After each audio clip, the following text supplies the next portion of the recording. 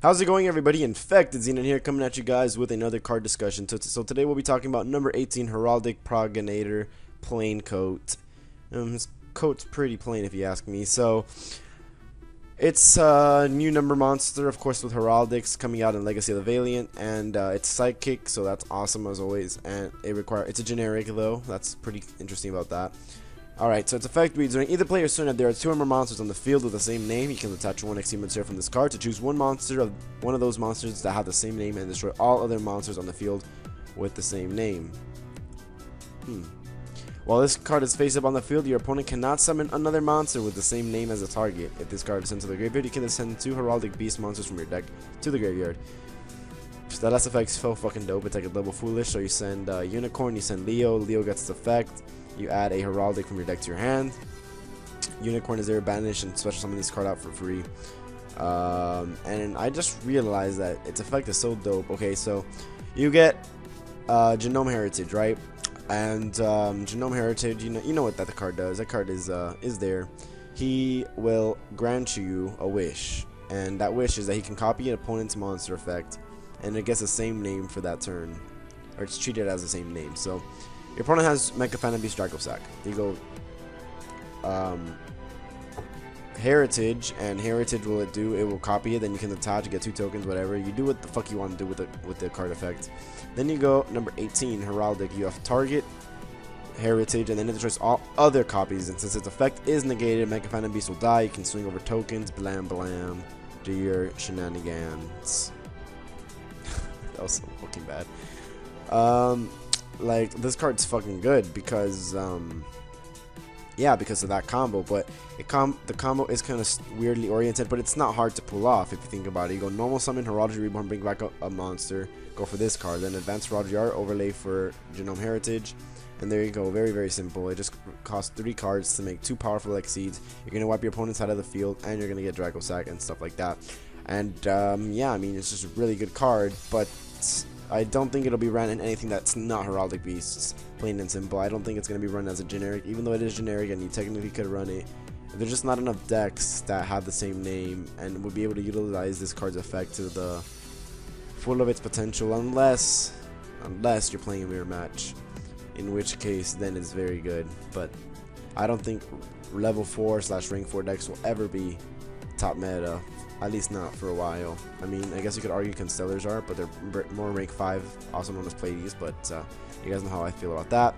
The other card we will be talking about is Heraldry Augmentation, which is a pretty augmentation card if you ask me. So it's a field spell coming out on Legacy of the Valiant, which just makes Heraldic so fucking good. Holy shit. Alright, so Sidekick type Exceed monsters on the field cannot be targeted by spell or trap effects. This guy, Heritage, number 69. They're Chaos 69, and yeah, they can't be targeted by spells or traps. Technically, also Chronomaly, Crystal, Astronaut, NASA Scientist, 420 Blazing can also not, but you never will make that card in Heraldic. So once per turn, you can discard 1 Heraldic Beast monster, add 1 Heraldry spell or trap card from your deck to your hand. Except Augmentation, you cannot no more special summon any monsters during the turn you activate this effect, except Psychic Seas and Heraldic Beast monsters. So fucking good card, holy crap. Oh my gosh. Alright, so we'll just list the combos you can do. Send Abercon, Way to Grave, add Reborn, add Advanced Heraldry Art, add Heraldry Change. Those are the ones I play. I don't play any other Heraldry spells or traps, so that's 8 cards to add. Send Leo, add Spell or Trap, add a Heraldic monster. Send Unicorn, he's Engrave. All things are fine and dandy. You make your Exceed play. Special summon it whenever it dies, thanks to Unicorn's effect. So this has multi-purposes. The first effect makes it so your guys cannot be deprisoned, they cannot be compulsed, they cannot be bottomless, they cannot be Gravekeeper Descendanted, which will be a very important thing now with the Gravekeepers going ham. They cannot be what's another one? They cannot be Constellar Pleiades, because that's a thing. It's the verb of getting Constellar Pleiades. Constellar Pleiades. How the fuck do you say that? Like, he can't even really say that, really. You cannot get Diamond Direwolf, and the list goes on. Cannot be targeted by. Oh, well, you can get Pleiades and Diamond Direwolf. I'm fucking kidding. You know, I was just testing the viewers. If you're commenting right now, stop. I realize my mistakes. But the fact that once per turn you ditch and add constant deck thinning, kinda in a sort of way reminds me of Spellbook Tower, but not as good because it won't keep you from deck thinning. In fact, I mean, it won't keep you from decking out. It'll keep, but what it will do is deck thinning you and getting you cards that you need. Because every turn getting an Advanced Heraldry Art or Heraldry Reborn or Heraldry Change is freaking fucking. I said freaking like to save myself, and then I just said fucking after, so I don't know what the fuck was the point of saying freaking. But this card keeps it so you're always getting an Advanced Heraldry Art, and that's the best card in this deck, you know. And this card is really going to change just the way Heraldics are, because being honest, Heraldics are good, and this card just made them way better than they are, and even their XPs makes them good. So this Legacy of the Valiant is looking pretty bright for Heraldics. I might even play them because I've been liking Heraldics. I have all the commons and rares lying around, and I don't think Heraldry Augmentation will make it past super rare, and this guy will not make it past super rare.